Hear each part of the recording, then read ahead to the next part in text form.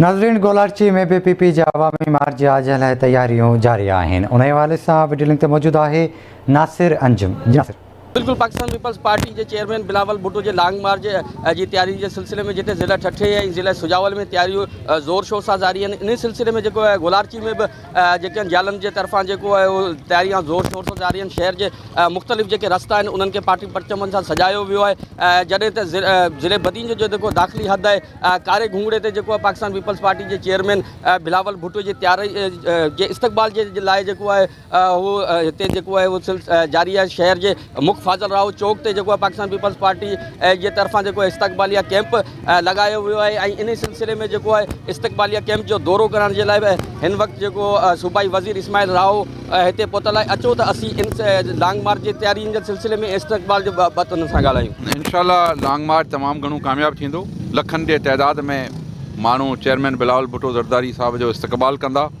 छो जो ही लॉन्ग मार्च कंहिं इक़्तिदार जे लाइ न आहे, ही लॉन्ग मार्च कंहिं इलेक्शन खटण जे लाइ न आहे। ही लॉन्ग मार्च माण्हुनि मथां जेका हीअ हुकूमत इमरान नियाज़ी जी मुसलत आहे उन जे ख़ात्मे जे लाइ आहे।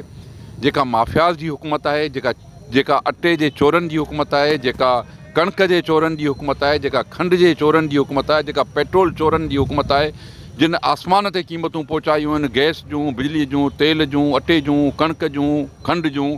ऐं उन्हनि जिन माण्हुनि जे लाइ जीअण जंजाल करे छॾियो आहे, एतिरी महांगाई में इज़ाफ़ो कयो आहे, त हीउ पाकिस्तान जे अवाम जो लॉन्ग मार्च आहे। हीउ फ़क़ति पीपल्स पार्टी जे पारां न आहे, हीउ फ़क़ति पीपल्स पार्टी जे कारकुननि जे पारां न आहे, पर हीउ पूरे मुल्क जी मज़लूम मिसकीन सतायल अवाम जेका हिन इमरान नियाज़ी जी हुकूमत जे मां तंग आहे, बेज़ार आहे, सतायल आहे, हीअ उन्हनि जे दिलनि जी तर्जुमानी आहे। उहे सभु माण्हू जेके महांगाई जा सतायल आहिनि, जेके हिन हुकूमत मां बेज़ार आहिनि, जिन माण्हुनि जे लाइ मज़ीद ज़िंदा रहणु नामुमकिन बनाए छॾियो आहे, ही उन्हनि माण्हुनि जो मार्च आहे। उहे सभु हिन में गॾु हूंदा। जी, तव्हां सूबाई वज़ीर इस्माइल राव साहब जी ॻाल्हि ॿोल ॿुधी। उन्हनि जो चवणु हो त हीउ जेको लॉन्ग मार्च आहे सिर्फ़ु पाकिस्तान पीपल्स पार्टी जो न बल्कि आवाम जे तरफ़ां जेको वफ़ाक़ हुकूमत जी जेकी नाअहली आहे उनखे ख़तमु करण जे लाइ हीउ सिर्फ़ु पाकिस्तान पीपल्स पार्टी जे लॉन्ग मार्च न आहे। हिन में जेके बि आवाम आहिनि उहे शामिल आहिनि। जी।